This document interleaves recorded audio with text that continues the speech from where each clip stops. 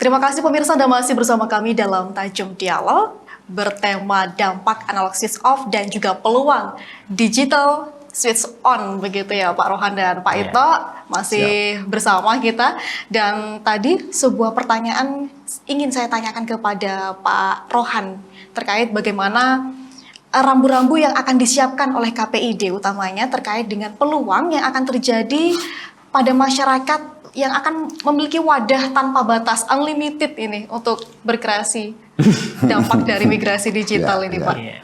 Oke, kalau untuk hubungan dengan produk konten terus kreasi masyarakat, tetap kalau itu hubungannya dengan lembaga penyiaran khususnya televisi, kami KPID berharap dan mendorong kepada publik dan semua pihak tetap mematuhi P3SPS ya. Jadi aturan bersiaran dan sebagainya, karena kadang kita sibuk dengan teknisnya, tapi isi siaran menjadi tidak jadi perhatian. Kurang gitu. Bervalue, ada nilai di situ ya. Iya, karena tetap visi kebangsaan kita harus jaga. Jadi seluruh televisi, lembaga penyiaran, baik radio maupun televisi, kita berharap visi kebangsaan selalu harus ada menjadi satu-satu yang tidak boleh ditinggalkan. Karena itu penting, keniscayaan apalagi di era digital ini. Salah satu lembaga penyiaran ini menjadi rujukan untuk mencari pembanding apakah berita, informasi yang dari medsos itu benar atau salah. Itu rujukan harusnya ke lembaga penyiaran. Begitu. Jangan sampai lembaga penyiaran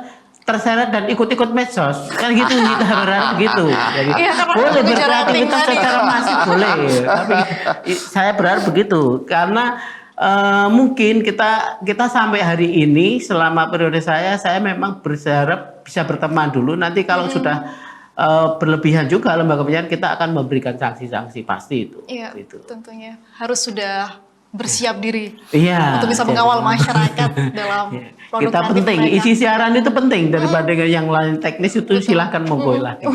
Nah ini berkaitan dengan multiplier effect lagi Pak Ito. Nah dengan dampak ASO ini, apakah nantinya juga akan berimbas pada ekonomi kerakyatan? Karena berbicara tentang kita sudah melalui pandemi COVID-19, berjasa sekali digital ini ya Pak ya. Digital marketing sangat berperan besar dalam kehidupan masyarakat, utamanya UMKM yang memanfaatkan betul peluang digital ini. Dan untuk migrasi ke digital ini, apakah sebesar itu juga dampaknya? Ya, saya kan tadi bagaimana sih industri kreatif itu ya, industri kreatif terutama di bidang digital gitu ya, itu dengan adanya fenomena migrasi dari TV analog menjadi TV digital, ini saya ingin cari sambungannya itu. Nah, ternyata ketemu sambungannya dalam dialog ini. Di dalam dialog ini kan ketemunya adalah bahwa kemudian ini bagaimana stasiun TV lokal itu kemudian mampu mengangkat gitu ya, mengangkat konten-konten kreatif yang berada di tingkat lokal itu bisa masuk di dalam TV digital melalui TV lokal itu. Nah, salah satunya misalnya contohnya Jember satu TV ya, dapat kopi gitu ya. Ya, jadi saya yakin bahwa semua pihak sekarang ini, artinya baik itu perguruan tinggi, kemudian pemerintah daerah, dan kebutuhan konten ini memaksa teman-teman itu bagaimana menyuguhkan mulai dari persoalan-persoalan yang berkaitan dengan keagamaan sampai pada jual beli gitu ya, produk kopi, produk wisata dan lain-lain itu kan disuguhkan harus dalam bentuk yang kreatif, bisa membuat pihak lain menjadi menyenangi, menyukai, bahkan kemudian membeli kan gitu. Nah, ini kan tadi bahwa harus ada yang menyambungkan. Tidak selalu misalnya kalau misalnya dia di media sosial dia sudah laku, dia sudah, tapi kan tetap ini ada TV lokal, TV yang digital, yang lokal, yang mampu kemudian memberikan akses yang lebih untuk bisa dinikmati oleh masyarakat. Gitu. Dan saya tidak tahu bagaimana regulasinya nanti, ini yang tahu Pak Rohan. Bagaimana ini nanti ketemunya TV digital yang lokal dengan jalur-jalur yang sudah diatur ya oleh pemerintah pusat itu ya. Itu tapi saya sangat berharap bahwa TV digital lokal ini menyemangati bagaimana konten-konten kreatif yang sekarang sudah berkembang di media sosial, misalnya di Jember 1 TV ya di Jember gitu. Di Jember kan sudah luar biasa betul gitu ya, konten-konten kreatif tentang wisata, tentang produk lokal itu kan luar. Bagaimana kemudian ini bisa lebih lagi dari yang sekarang. Nah itu menurut saya yang di samping pemerintah daerah, Kominfo, kami berharap betul gitu ya. Itu bisa bagaimana kemarin kan Jember sudah punya produk banyak itu digital itu. Nah, bagaimana kemudian masyarakat Jember bisa memanfaatkan juga, itu. Tentunya. Tapi juga ini ada titipan juga untuk Pak Rohan ini. Apa itu, ada Pak? beberapa daerah yang misalnya nanti masyarakat sudah bisa mengkonversi TV digital di rumahnya, tapi datanya masih pedot-pedot itu ya, masih blank spot itu. Nah ini kira-kira harus ada solusi juga itu. Jangan sampai kemudian dia sudah mematikan antennya yang analog. Kemudian tidak bisa menikmati dia TV digital itu. Namun tentunya ini masih bisa dijamin ya Pak ya? Apakah sebuah migrasi analog ke digital ini adalah hal yang bisa dijamin bahwa ini lebih baik tentunya dari siaran analog begitu? Iya. Dijamin lebih baik. Yang penting ini kan ada proses tahapan, orang istilah bangun rumah itu kan juga ada pondasi dan nanti kalau kurang diperbaiki. Satu contoh begini secara teknis ya, ada STB kan memang disyaratkan anten. Anten itu kalau misalkan untuk channel tertentu misalkan tidak jelas, dia bisa diarahkan kepada seperti apa kan. Kalau zaman dulu kan nonton TV antena kan diarahkan semua ke Surabaya misalkan begitu. Berarti kan disesuaikan dengan lokasi, misalnya di Jember itu pemancar-pemancar televisi itu di mana. Karena itu memang dipengaruhi oleh kekuatan frekuensi ya. Sehingga juga dari kadang gini, mereka sudah melakukan atau menghidupkan TV digitalnya, tapi tampilannya belum jernih karena memang pemilik TV-nya juga belum memaksimalkan powernya. Powernya mungkin masih 50 dan sebagainya. Karena beberapa waktu yang lalu mereka para multiplex itu kan masih menggunakan simulcast. Jadi analognya hidup, digitalnya hidup. Sehingga powernya 50-50. Sehingga waktu dia sudah on di digital di rumahnya itu menjadi kurang jelas. Yaitu yang masyarakat perlu tahu, jangan khawatir. Kalau itu nanti sudah fix seperti yang sudah di Jember Jatim 1 itu kan sudah fix digital, maka dia powernya akan semakin kuat, sehingga TV digitalnya akan tampak. Harapan saya sebetulnya memang seperti yang disampaikan Pak Eto, kita berharap semua multiplex itu juga memberikan peluang yang sama, setara kepada seluruh lembaga penyiaran TV lokal. Ya terbuka sebaik-baiknya, karena memang mereka jangan membuat sendiri, artinya membuat TV lokal sendiri, tapi yang ada itulah jadikanlah partner atau kerjasama dengan yang ada. Saya berharap begitu.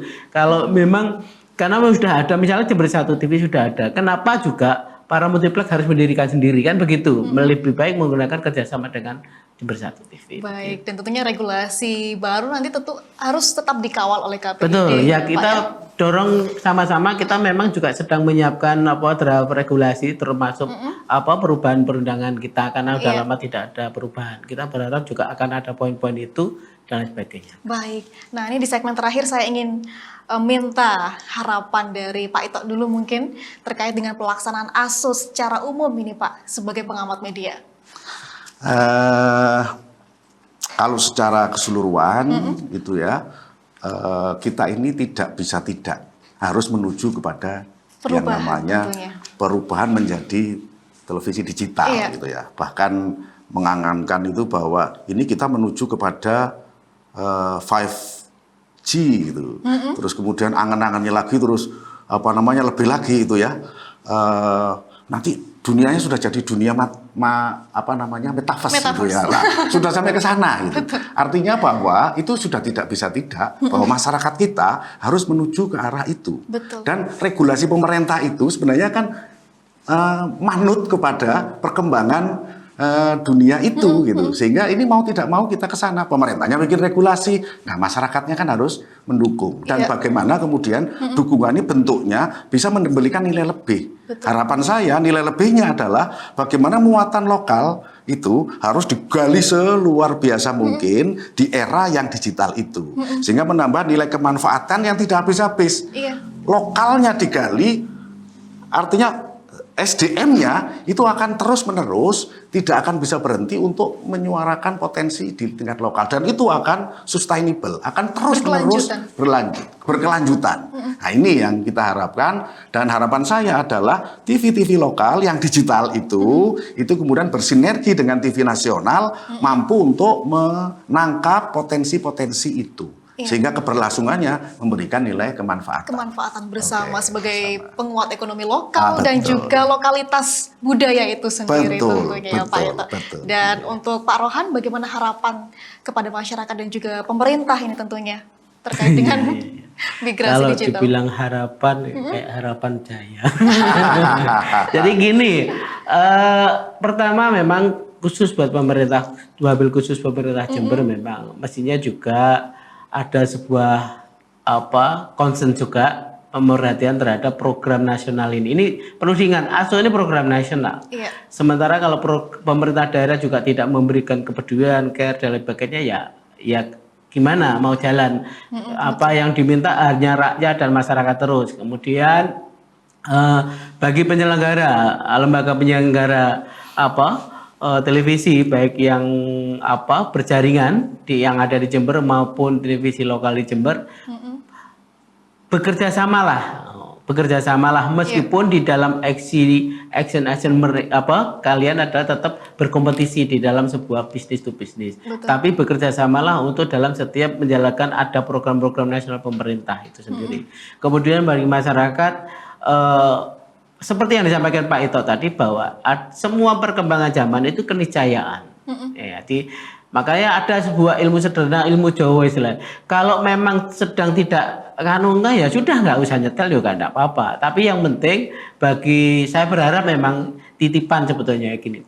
Bagi pemirsa yang sudah ada misalkan langganan TV kabel dan sebagainya sudah tetap bertahan dan tidak masalah. Karena kan TV digital ini hanya untuk, kalau di Jawa Timur ada 32 channel. Sementara tidak memengaruhi terhadap channel-channel di luar negeri. Kemudian terakhir perlu diketahui TV digital ini kategori terlambat, karena di beberapa negara sudah di atas teknologi yang sekarang ini. Ya, kita berjalan dan tahun karena memang Indonesia punya culture sendiri, tidak boleh dipaksakan. Nah, itu tidak boleh dipaksakan program apapun, biarkan berjalan apa adanya. Digali terus potensinya. Betul. Digali terus dan juga ojo ruwet begitu ya Pak. Ojo kagetan, ojo ruwet begitu. Kita sebagai generasi muda utamanya harus siap mendukung program pemerintah yang tentunya demi kebaikan masyarakat seutuhnya. Nah, ini tidak terasa kita sudah mengupas mengenai dampak analog switch off dan juga peluang kebermanfaatannya bagi masyarakat. Sebenarnya masih banyak lagi yang ingin saya tanyakan mewakili pemirsa di rumah kepada Pak Rohan dan juga Pak Ito, namun lagi-lagi ini durasi membatasi. Namun terima kasih sudah hadir dan memberikan informasi, mudah-mudahan ini bermanfaat bagi kita semua. Terima kasih Pak Rohan, terima kasih Pak Ito. Salam sehat selalu dan tetap semangat tentunya. Siap. Merdeka. Dan pemirsa, demikian tadi perbincangan kami mengenai dampak analog switch off dan juga digital switch on. Mudah-mudahan perbincangan ini bisa mendatangkan manfaat bagi kita semua. Saya Pia Mediana pamit undur diri, sampai jumpa di episode berikutnya. Terima kasih. Terima kasih.